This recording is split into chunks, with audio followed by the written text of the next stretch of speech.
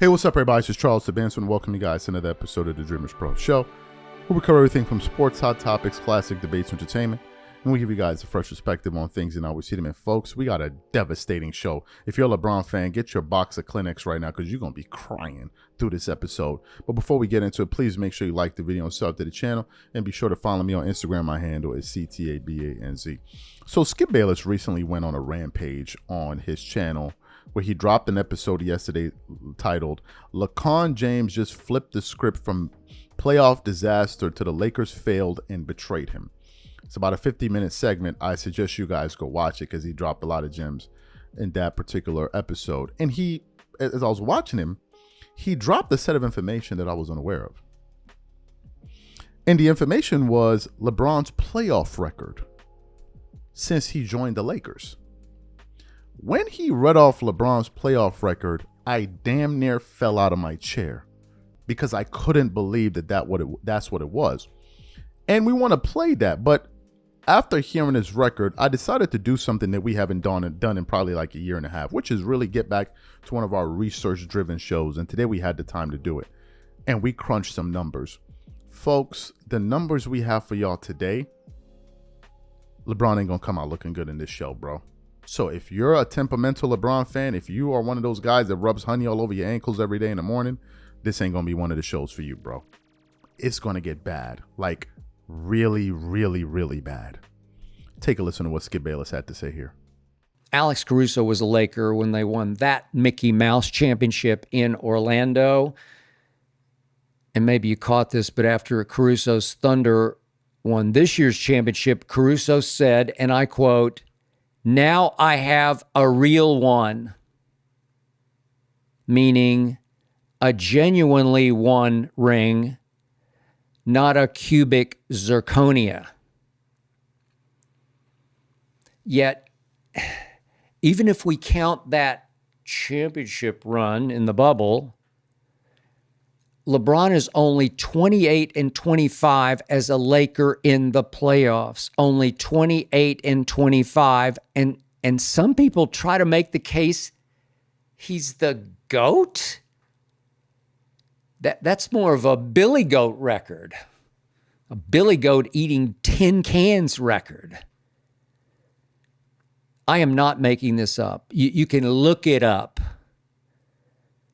28-25 in the playoffs as a Los Angeles Laker, including 2-12 in his last 3 series. Lord have mercy. So you heard what he had to say. LeBron's playoff record with the Lakers is 28-25.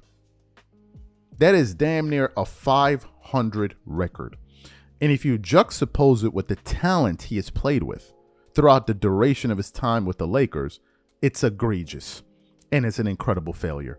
KCP, Alex Caruso, Rajon Rondo, Dwight Howard, Carmelo Anthony, I think Trevor Ariza at one point, although he didn't really play, Anthony Davis, Luka Doncic, Rui Hachimura, and some other guys that I can't remember right now, Russell Westbrook, Andre Drummond, all of these guys he's played with, but yet he has this record, which is abysmal, right? So then I just started to do a little bit of research here to take it a step further. And I said, what's Kobe Bryant's playoff record with the Lakers? Because he only played one team. So Kobe's playoff record is 135-85. Now, some of y'all will be like, that's good. He has a winning percentage, but I would expect it to be better.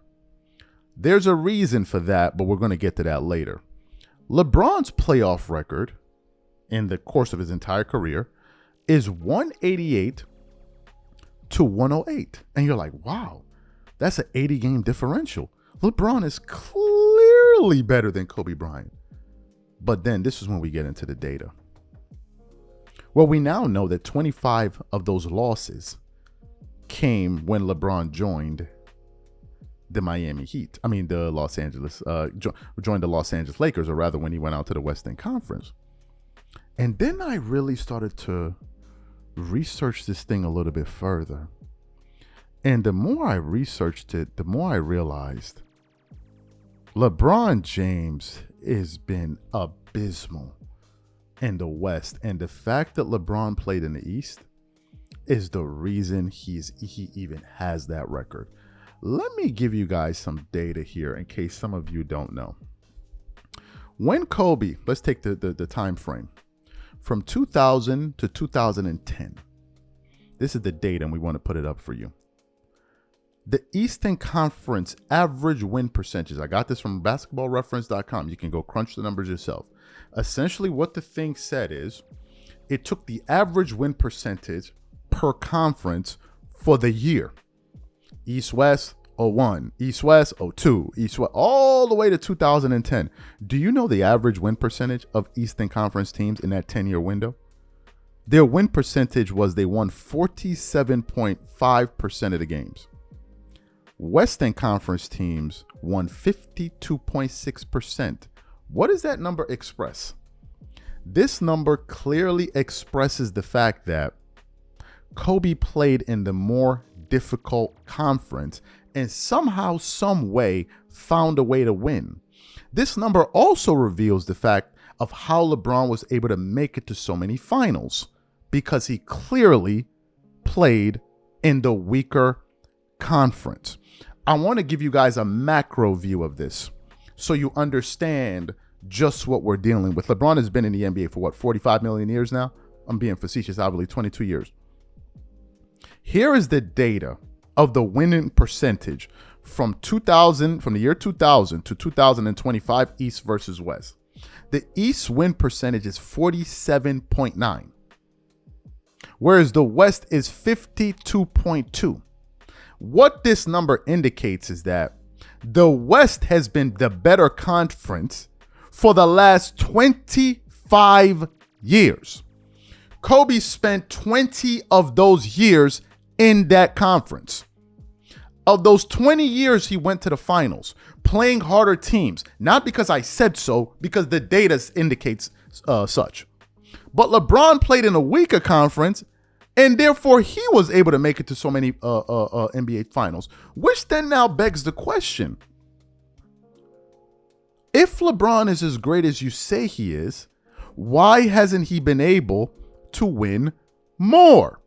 And the simple answer to your question is this. LeBron is struggling to win because he is now in a tougher conference. That's the reason. He's made it to one finals in a very unique year. And had it not been that bubble year, he would have never sniffed an NBA finals at all. So what does this truly say about the players? What does it say? To me, it says Kobe was better at winning under more strict and strenuous conditions. And LeBron was able to bask in a very weak conference where he was able to beat up on weak teams. But in the next video, and you don't want to miss this one, trust me, we put to rest to show you how LeBron has been an abject failure compared to Michael Jordan. Y'all don't want to miss that show. Stay tuned.